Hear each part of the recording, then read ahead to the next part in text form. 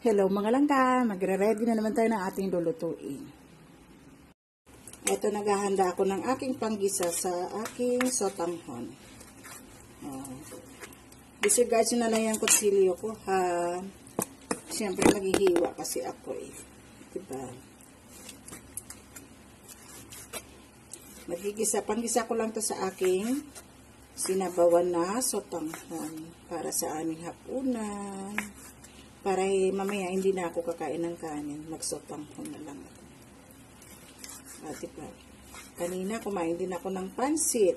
Tapos palabok kasi may birthdayhan niya. Binigyan ako dito. Sayang naman kung hindi ko kakainin. Tsaka meron akong kunting pork siomai. Ihahalo ko rin to sa aking sotanghon. Kaya ang sotanghon ko ngayon, pork, chicken, sotanghon. Diba? Meron akong pulang bawang, meron din akong puting bawang. Dalaway natin yung sibuyas. Ay, hindi. Sibuyas putla na puti. Sibuyas na pula. Wala namang pulang bawang dito. Diba? Pero siguro sa iba meron. Pero sibuyas, pula, tsaka puti. Tsaka maraming bawang. Ilabas na natin yung ating mahiwagang wok. At tayo'y magluluto.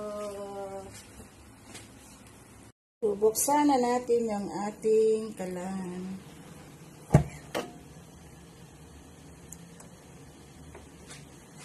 Diba? Maglagay tayo ng konting mantika para mag-isa-isa.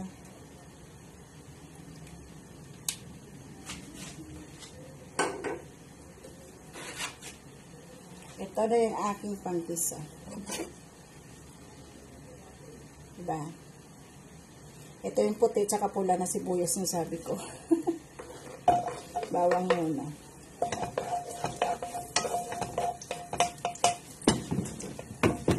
Lagyan natin dito. Lalagay ko na yung ating chicken.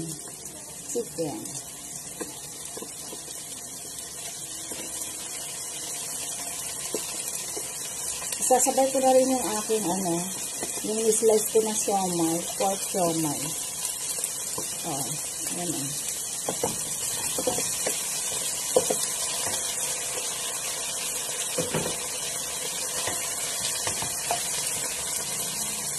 Ayan na sila o. Gisa-gisa ko lang.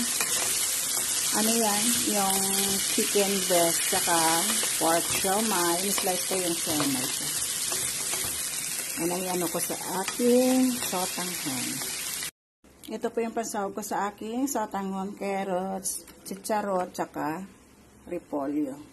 Ilagay na natin yung chicharot tsaka carrots. At yung repolyo. Mas madaming gulay, mas masarap. Diba?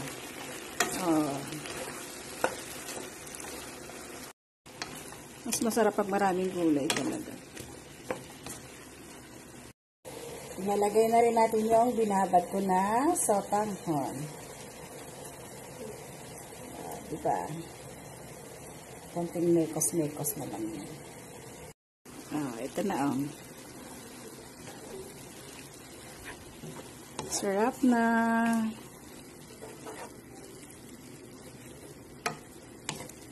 Mas marami pa yata yung gulay ko kaysa sotanghon ko. Okay na yan. Importante madaming gulay.